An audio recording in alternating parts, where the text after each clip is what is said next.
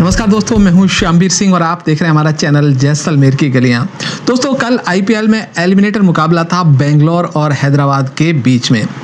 तो दोनों ही टीम को कल मालूम था कि आज हारे तो खिताब की दौड़ से बाहर हैं और यही दबाव था कि जो बल्लेबाजों के ऊपर हैदराबाद ने पहले टॉस जीत करके बेंगलोर को बल्लेबाजी के लिए बुलाया था, तो बाहर होने का खतरा जो बल्लेबाज थे उनके ऊपर था, ये दबाव था और अतिरिक्त सावधानी की वजह से बल्लेबाज आउट होते गए।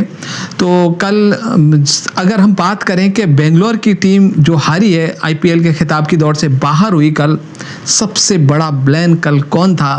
तो मैं कहूँगा सबसे बड़े ब्लेम थे इनके देवदत्त पाडिक्कर, जिनका पहला विकेट गिरा था, 1 रन पे आउट हो गए थे, 6 गेंदों का सामना किया था।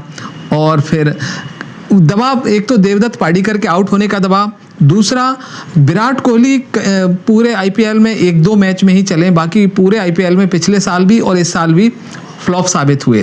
तो विराट कोहली दूसरे नंबर के ब्लेम थे और उनके आउट होते ही पूरी टीम पर दबाव आ गया। तो इनके जो अच्छे बल्लेबाज थे एरॉन फिंच, वो भी दबाव में खेले। हालांकि 32 रन बनाए एरॉन फिंच ने, 32 गेंदों पर 3 चौके और 1 छक्का भी लगाया। और डी विलियर्स ने कोई दबाव महसूस नहीं किया। अकेले अगर बेंगलोर के जो खिलाड़ी थे जिन्होंने कोई दबाव, हैदराबाद के गेंदबाज कोई दबाव नहीं डाल पाए, वो थे डी विलियर्स।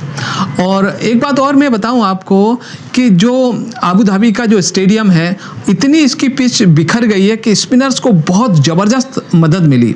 तो कल स्पिनर्स ने कमाल किया। राशिद खान ने 4 ओवर में, हालांकि विकेट नहीं मिला, लेकिन 22 रन देकर बहुत अच्छी गेंदबाजी की। नदीम ने 4 ओवर में 30 रन देकर 1 विकेट लिया। टी नटराजन ने तो कमाल की बॉलिंग की, 4 ओवर में 33 रन 2 विकेट। और एक इनके होल्डर जो फास्ट बॉलर हैं, उन्होंने 4 ओवर में 25 रन देकर के पूरी टीम को तहस नहस किया था, 3 विकेट लेकर के।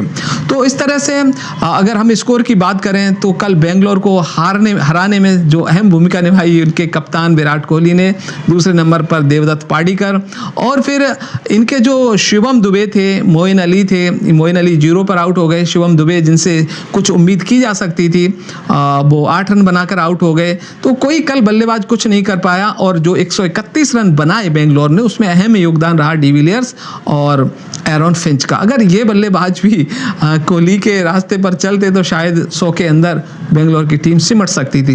एक स्थिति तो यही लग रही थी कि शायद 100 रन तक भी नहीं पहुंच पाए, लेकिन डी विलियर्स ने अंतिम ओवरों में कुछ 10 के एवरेज से रन बना करके 131 तक कुछ सम्मानजनक स्कोर पर पहुंचा दिया था।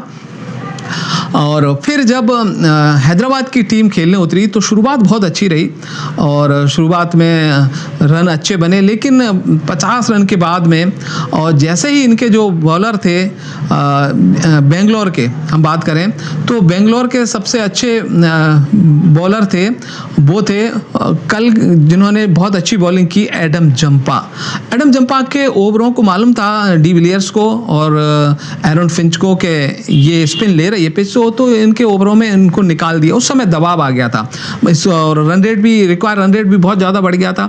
तो 4 ओवर में 12 ही रन दिए थे एडम जंपा ने मात्र। और अगर हम रनों की बात करें तो डेविड वार्नर 17 रन बनाकर आउट हो गए थे, हैदराबाद के कप्तान, और बड़े सावधानी से खेल रहे थे, 3 चौके लगाए 17 गेंदों पर। और जो श्रीवात गोस्वामी हैं वो 0 पर आउट हो गए, तो उस समय थोड़ा दबाव था और उनसे हम कुछ उम्मीद भी नहीं कर रहे थे कि पहला मैच खेल रहे थे।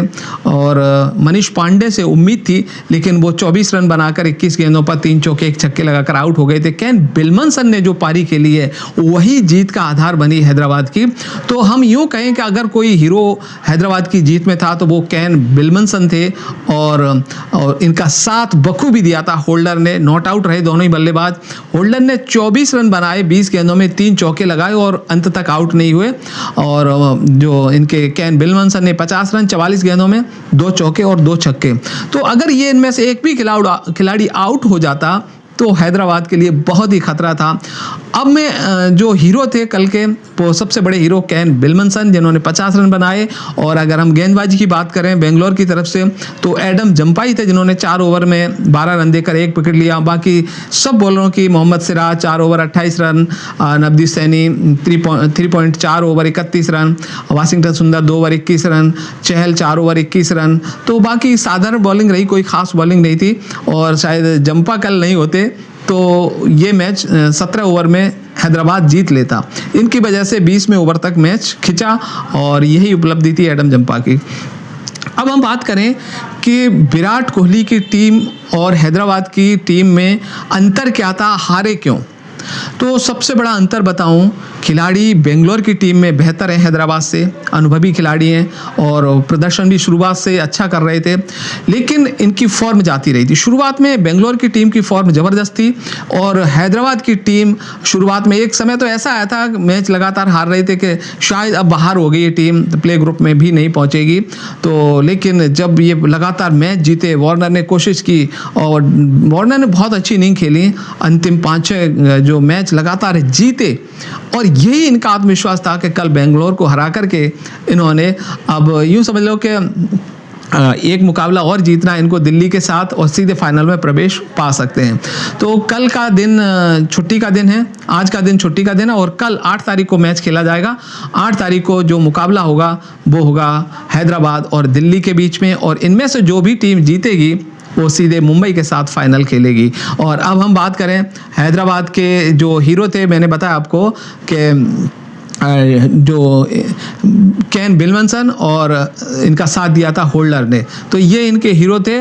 और अगर बेंगलोर के जो ब्लेन थे जिनको हराने में अहम भूमिका निभाई, जो बेंगलोर की टीम थे जिनको बेंगलोर को हराया जिन खिलाड़ियों ने, उनमें विराट कोहली खुद इनके कप्तान और देवदत्त पाडिक्कर का यूँ कहें इन्हीं के कारण ये बेंगलोर की टीम को हार का सामना करना पड़ा। पिछला आईपीएल भी जो है ना विराट कोहली का कुछ खास अच्छा नहीं रहा था और सबसे निचले स्तर पर रही थी, लेकिन पिछले आईपीएल के मुकाबले इस बार चलिए क्वालिफाई तो किया इन्होंने और एलिमिनेटर मैच भी खेल लिया, ये बड़ी उपलब्धि रही कोहली की।